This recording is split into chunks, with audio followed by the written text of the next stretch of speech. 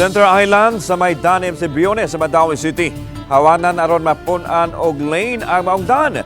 Kini ang giplano sa Mandaue City Government aron maalibyuhan ang bugat nga trapiko sa dapit.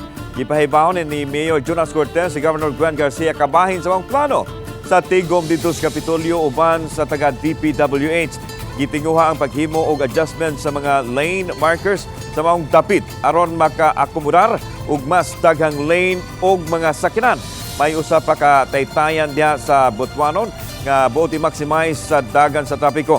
Sa maong dapit mabantayan ang bugat nga trapiko sa mapadong sa direksyon sa Cebu City. Kung mabuntag, samtang ang paingon sa konsolasyon, bugat usab kaayo ang dagan sa trapiko mahapon.